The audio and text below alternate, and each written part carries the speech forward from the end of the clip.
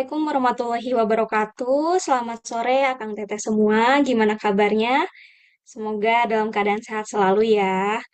Ya, kami di sini dari kelompok 2 akan berdiskusi mengenai smart governance. Nah, sebelum memulai diskusi, alangkah baiknya untuk kita memperkenalkan diri masing-masing dulu nih, biar lebih kenal lagi. Izin dimulai dari saya. Salam kenal, saya Nurfi Agnia atau biasa dipanggil Nurfi.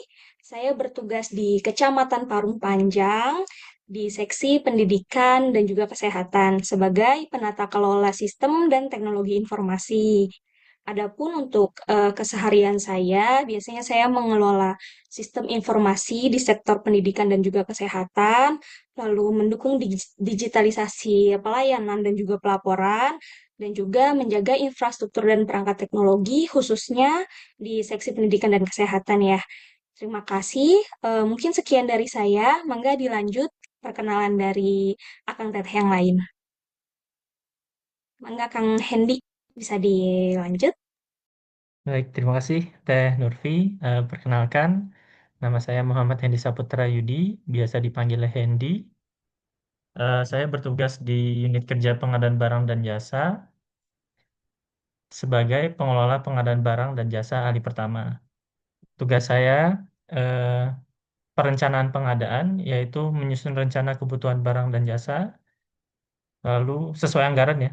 Lalu pemilihan penyedia pengadaan, menentukan pihak penyedia barang atau jasa melalui mekanisme yang sesuai ketentuan. Pengelolaan kontrak pengadaan, mengatur pelaksanaan kontrak, memastikan kesesuaian mutu, waktu, dan biaya. Lalu ada pengadaan swakelola, yaitu melaksanakan pengadaan yang dikerjakan sendiri oleh instansi pemerintah atau pihak lain yang ditunjuk. Mungkin sekian perkenalan dari saya. Terima kasih.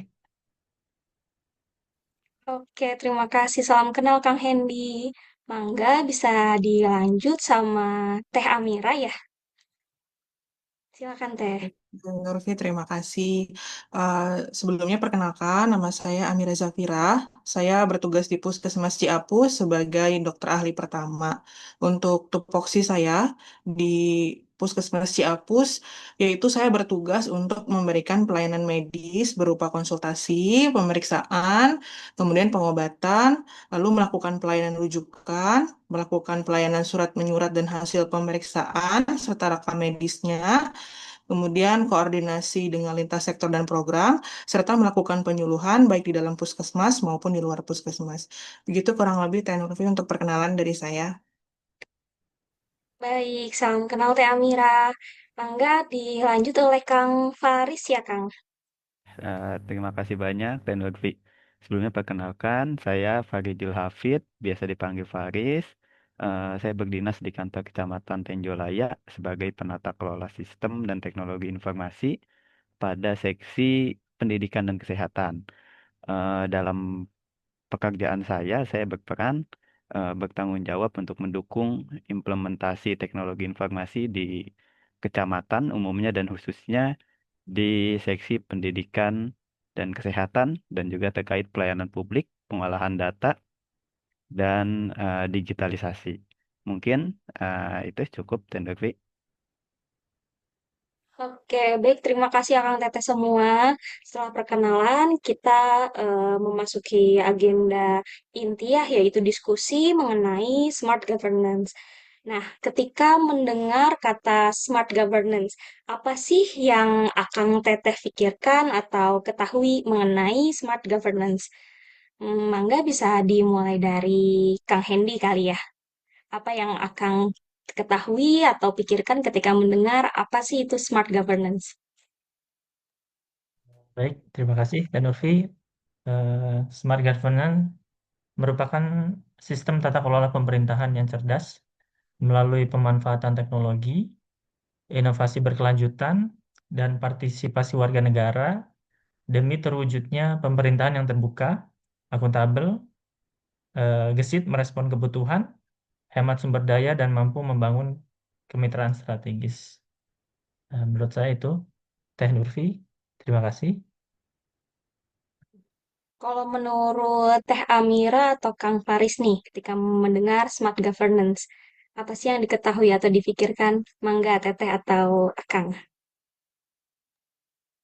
Baik, mungkin dari saya dulu ya, Teh Nurfi.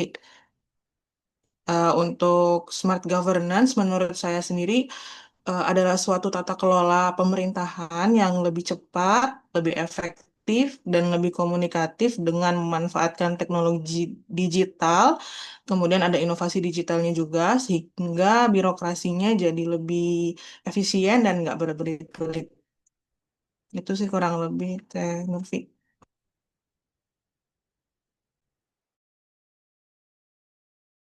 Oke, kalau menurut Kang Faris nih Kang, boleh di-sharing kali ya dengan kita apa sih menurut Kang Faris smart governance itu?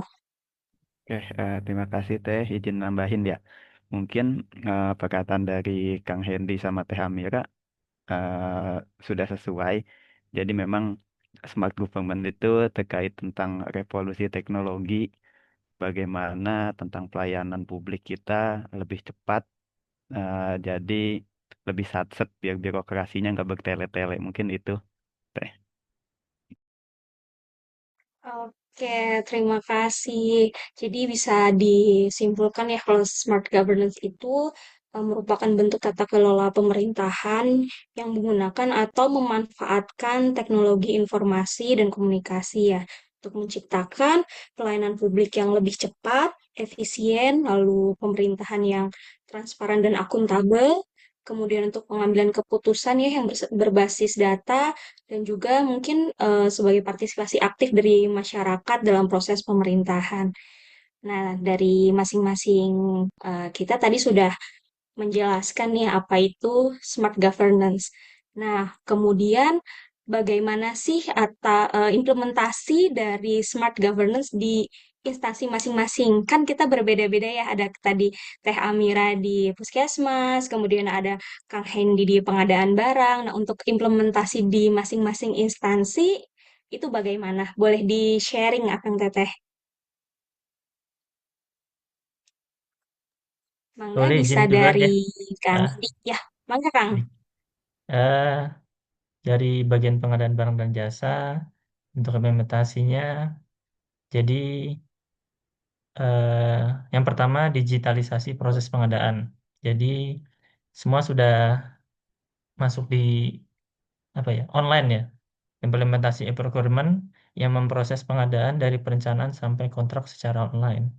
Lalu contoh kedua ada e-katalog. Jadi di mana fungsinya itu untuk mempermudah dan mempercepat pembelian barang atau jasa yang sudah tersedia di di internet yang sudah terdaftar di LKPP. Itu contoh implementasi di bagian pengadaan barang dan jasa. Oke, tadi kan udah untuk contoh implementasinya ya, Kang ya. Nah, untuk hambatannya nih, Kang, kira-kira ada nggak sih hambatan dari implementasinya tersebut? Eh, Kalau hambatan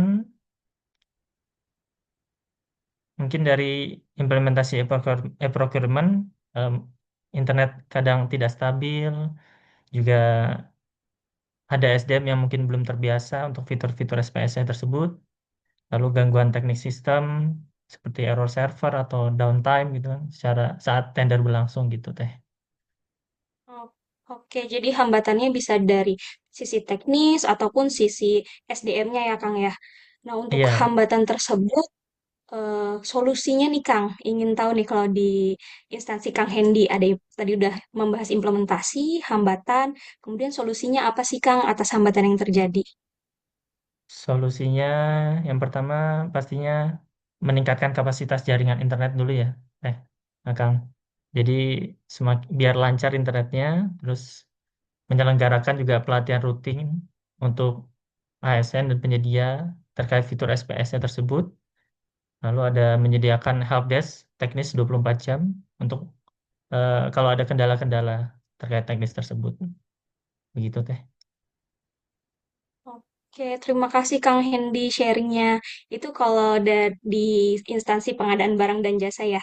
Kalau dari Teh Amira nih untuk di instansinya sendiri, bagaimana sih Teh implementasi dari smart governance itu?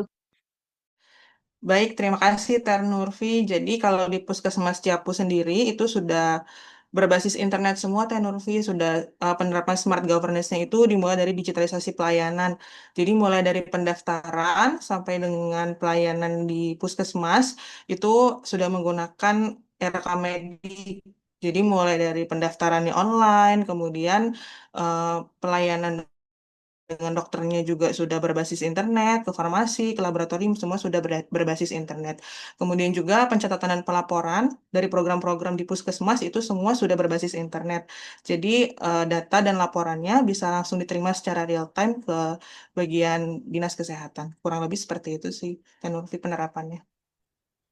Oke, jadi kalau di puskesmas tempatnya Amira bekerja, mulai dari pendaftaran sampai dengan pelaporan, itu sudah memanfaatkan teknologi yang ada ya, Teh Amira ya. Ya, hebat sekali. Nah, tapi Teh, Betul. ingin tahu nih, kan udah memanfaatkan teknologi yang ada. Ada nggak sih hambatannya, Teh? Ingin tahu ada Kalau nggak hambatan pasti hambatan ada. dari implementasinya? Mm-mm. Apa tuh, Teh? Bisa Biasanya sih di-sharing?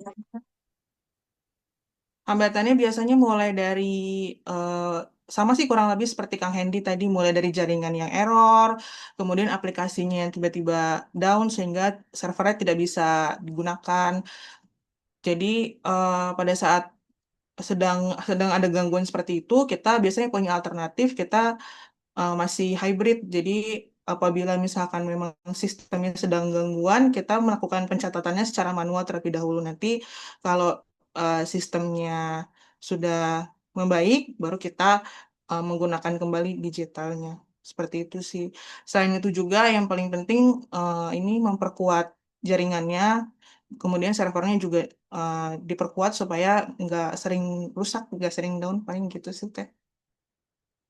Oke, jadi hambatan yang ada itu untuk solusinya tadi salah satunya hybrid ya Teh ya. Jadi misalkan ada sistem yang error itu masih bisa secara manual.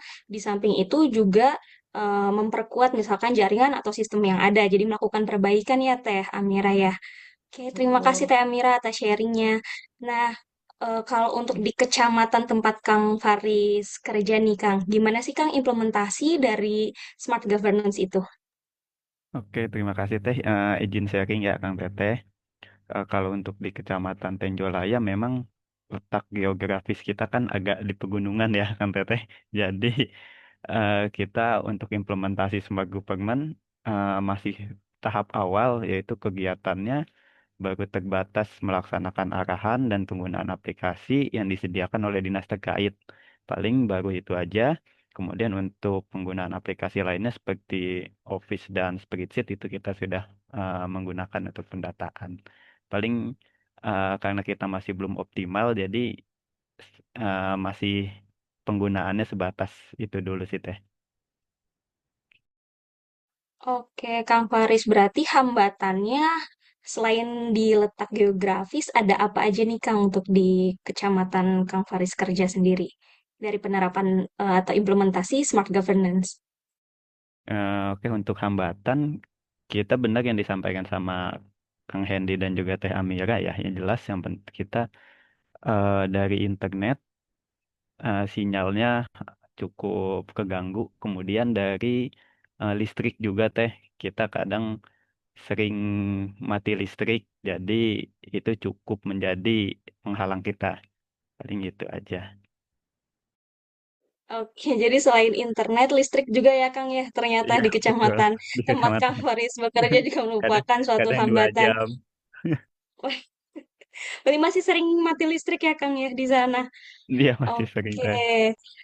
Nah, atas hambatan-hambatan tersebut, apa sih Kang solusinya kira-kira yang dapat diimplementasikan supaya implementasi dari smart governance itu bisa maksimal? Untuk implementasi solusinya kita paling ada kemarin kita sempat beli genset teh jadi untuk listrik kemudian juga kita ada paling seperti yang dibilang sama Teh Amira ya kita juga pakai hybrid dulu sistemnya paling itu. Oke, terima kasih Kang Faris, Teh Amira, dan juga Kang Hendy untuk sharingnya. Kang Hendy, ini udah berapa menit? Aku takut kelamaan, apa udah aja? Bentar, ini Kayak lama ya gimana? ini. Iya lama. Bentar, waktunya tuh ngelihatnya di show meeting timers. Ini udah 29 menit. Tadi kan Waduh, soalnya ada yang motong Ada. punya aku yang gagap-gagap tapi tadi. motongnya nggak lama nggak sih Teh? Ini udah diudahin aja kali Kang Hendy ya? Aku Iya, Ya tutup Nggak aja udah, apa-apa. kali ya? Nggak apa-apa kesimpulan Oke. nggak? ditutup. Tinggal kesimpulan aja teh. Teh maaf maaf. Kang, bentar aja, bentar ya, 5 detik. Udah, udah 29 menit ini. dihitung ya 5 detik. 1. Udah. Oke, mulai ya.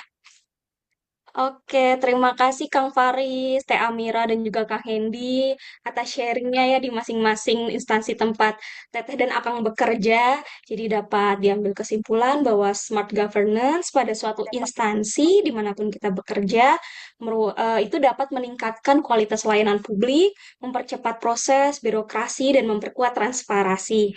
Namun implementasinya masih menghadapi berbagai hambatan ya baik dari sisi teknis ataupun sumber daya manusia, regulasi, hingga mungkin salah satunya partisipasi masyarakat. Dengan strategi yang tepat seperti penguatan infrastruktur, peningkatan kapasitas ASN, penyusunan SOP, dan edukasi publik, hambatan-hambatan yang ada semoga dapat diatasi. Smart ASN menuju smart governance. Baik, terima kasih semua Kang Teteh atas partisipasi dan diskusi pada hari ini. Terima Nah, terima kasih kasih. Teh. Terima kasih. Terima Terima kasih kasih. akan Teteh semua. Nah, Kang Teteh semua terima Ya. kasih. Assalamualaikum warahmatullahi wabarakatuh.